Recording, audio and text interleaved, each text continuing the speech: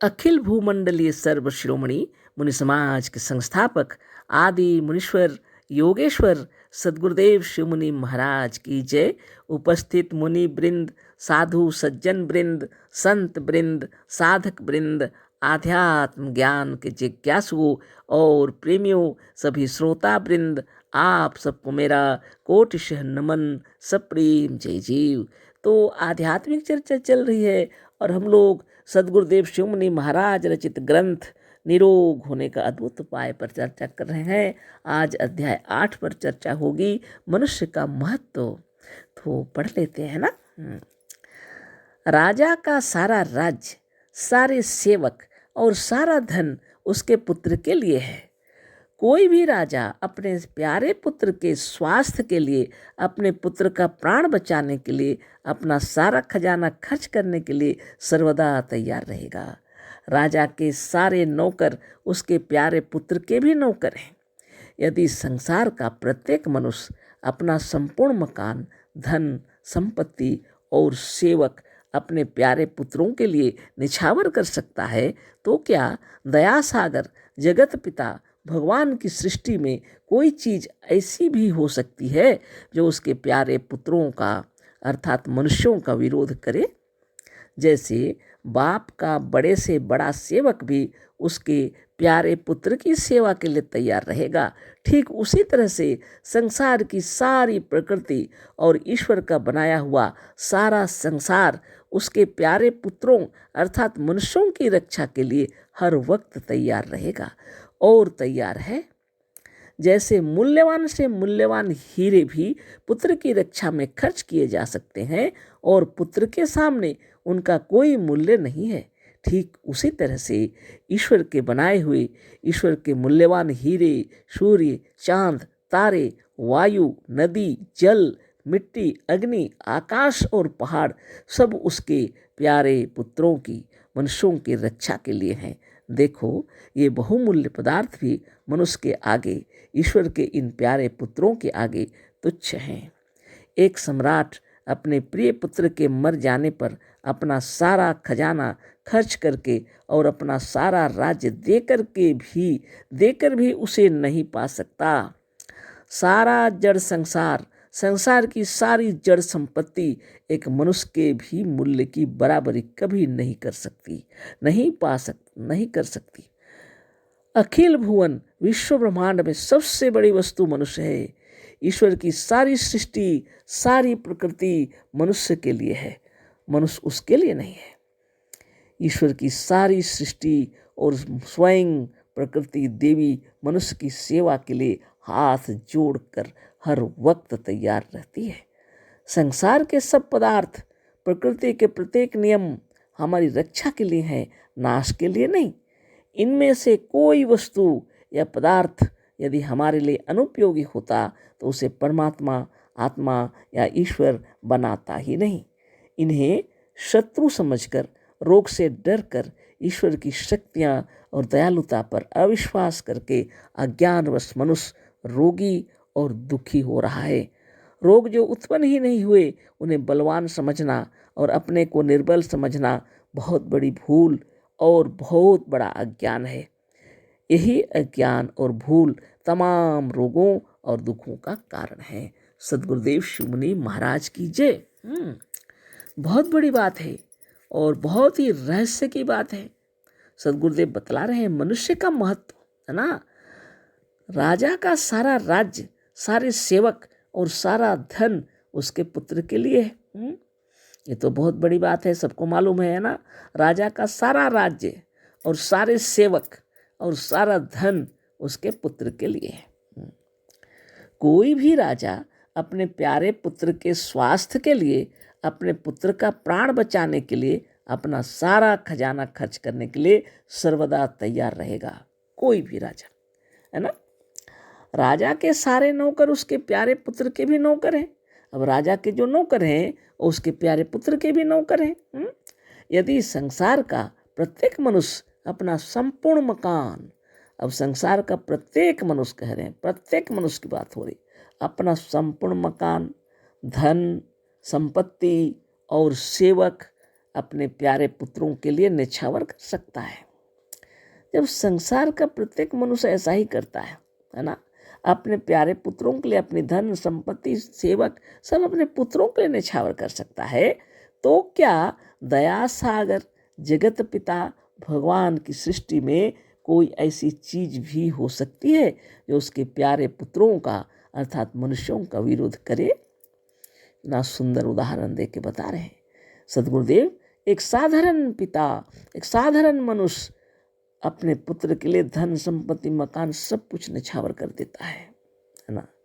संपूर्ण मकान धन संपत्ति सेवक सब कुछ अपने प्यारे पुत्रों के लिए न्यौछावर कर देता है।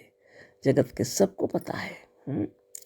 तो गुरुदेव कह रहे हैं, तो क्या दया सागर जगत पिता भगवान की सृष्टि में कोई चीज ऐसी भी हो सकती है जो उसके प्यारे पुत्रों का अर्थात मनुष्यों का विरोध करे? बहुत बड़ी बात है ना। होना ही नहीं चाहिए, होता ही नहीं है ऐसा। लोग किस प्रकार कष्ट पा रहे देखिए। जैसे बाप का बड़े से बड़ा सेवक भी उसके प्यारे पुत्र की सेवा के लिए तैयार रहेगा, ठीक उसी तरह से संसार की सारी प्रकृति और ईश्वर का बनाया हुआ सारा संसार उसके प्यारे पुत्रों अर्थात मनुष्यों की रक्षा के लिए हर वक्त तैयार रहेगा और तैयार है। कारण कहाँ पर है? गड़बड़ियाँ कहाँ पर हैं? विचारणीय बात है ना। बहुत बड़ी बात है। अभी चर्चा होगी है ना। जैसे मूल्यवान से मूल्यवान हीरे भी पुत्र की रक्षा में खर्च किए जा सकते हैं और पुत्र के सामने उनका कोई मूल्य नहीं है, ठीक उसी तरह से ईश्वर के बनाए हुई ईश्वर के मूल्यवान हीरे, सूर्य, चंद्र, तारे, वायु, नदी, जल, मिट्टी, अग्नि, आकाश और पहाड़ सब उसके प्यारे पुत्रों के मनुष्यों की रक्षा के लिए हैं। बहुत बड़ी बात है। देखो ये बहुमूल्य पदार्थ भी मनुष्य के आगे, ईश्वर के इन प्यारे पुत्रों के आगे तुच्छ हैं, है ना। अब विचारणीय बात ये है, सब कोई अपने अपने विचार कर लीजिए, है ना। सदगुरुदेव कह रहे हैं, अगर एक साधारण मनुष्य अपनी सारी संपत्ति, सारा धन दौलत, संपूर्ण मकान अपने प्यारे पुत्रों के लिए न्यौछावर कर सकता है, तो क्या दया सागर जगत पिता भगवान की सृष्टि में कोई चीज ऐसी भी हो सकती है जो उसके प्यारे पुत्रों का अर्थात मनुष्यों का विरोध करे? तो बिल्कुल नहीं, है ना। हो ही नहीं सकता। केवल अपने दृष्टिकोण बदलने पड़ेंगे, आपके विचारों को बदलना पड़ेगा। आपके सोच विचार गड़बड़ कर बैठे हैं, है ना। सदगुरुदेव क्या कह रहे हैं, जैसे बाप का बड़े से बड़ा सेवक भी उसके प्यारे पुत्र की सेवा के लिए तैयार रहेगा। अपने पिता का कोई सेवक है, वो उसके बच्चे की भी तो सेवा करेगा ना, हमेशा तैयार रहेगा, है कि नहीं। तो सदगुरु कह रहे हैं, ऐसे ही ठीक वैसे ही प्रकृति जो है, ईश्वर का बनाया हुआ सारा संसार उसके पुत्रों की सेवा के लिए हमेशा तैयार रहता है और रहेगा। तो गलतियां हम लोगों से हो जाती हैं। जैसे मूल्यवान से मूल्यवान हीरे भी पुत्र की रक्षा में खर्च किए जा सकते हैं और पुत्र के सामने उनका कोई मूल्य नहीं, है ना। तो मूल्यवान हीरे भी पुत्र की रक्षा के लिए खर्च किए जा सकते हैं। पुत्र के सामने उनका कोई मूल्य नहीं है। पुत्र की अगर तबीयत खराब हो जाए तो सारी संपत्ति उसके पीछे खर्च करने के लिए पिता तैयार रहते हैं। ठीक उसी तरह से ईश्वर के बनाए हुए ईश्वर के मूल्यवान हीरे, ईश्वर के मूल्यवान हीरे क्या क्या है देखिए, सूर्य हैं, चांद हैं, तारे हैं, वायु है, नदी है, जल है, मिट्टी है, अग्नि है, आकाश और पहाड़ है, सब उसके प्यारे पुत्रों की मनुष्यों की रक्षा के लिए है। तो गड़बड़ियाँ कहाँ हो जाती हैं? हम लोग गलतियाँ करते हैं तो सभी को पता है। इतने सारे पेड़ों को काट डालते हैं हम लोग, कहीं पानी को रोक देते हैं हम लोग, बहुत बड़ा बड़ा डैम बना लेते हैं, है ना। और क्या क्या नहीं करते हैं, है ना। दुनिया की सारी गंदगी नदी में डाल देते हैं, है ना।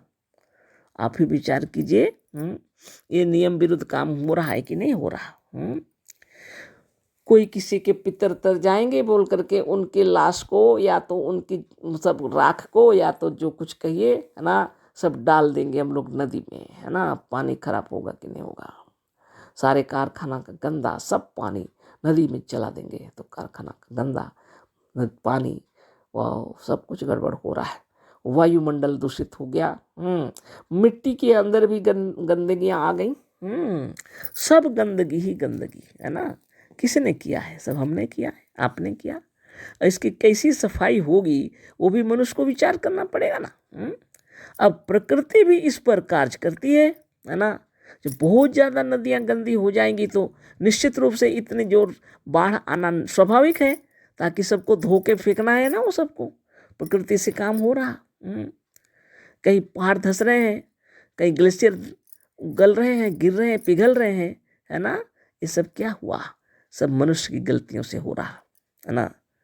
लेकिन वास्तव में ये सारी चीज बने थे मनुष्य की सेवा के लिए, मनुष्य की रक्षा के लिए, अपने प्यारे पुत्र माने भगवान के प्यारे पुत्रों के लिए, ना मनुष्य के लिए। क्या किए हैं हम लोगों ने, है ना। तो इस पर खूब विचार कर लीजिए। तो इन सब से सुरक्षा के लिए मनुष्य को क्या करना पड़ेगा? इतना युद्ध करते हैं, इतनी माने लड़ाइयाँ करते हैं कि क्या बताऊं, है ना। जगह जगह पर बम, इससे क्या वायुमंडल दूषित नहीं होता है? बहुत बड़ी बात है। सारी प्रकृति को मनुष्य नष्ट कर दिया है। अब क्या करेंगे बताइए? अब स्थिति ऐसी स्थिति है जब, तो इस पर कल फिर चर्चा होगी। आज तो स्थिति पर विचार कर लिया जाए, क्योंकि टाइम हो गया है ना। आशीष, धन्यवाद, कोटि से नमन। सदगुरुदेव शिवमुनि महाराज की जय। सब प्रेम, जय जीव।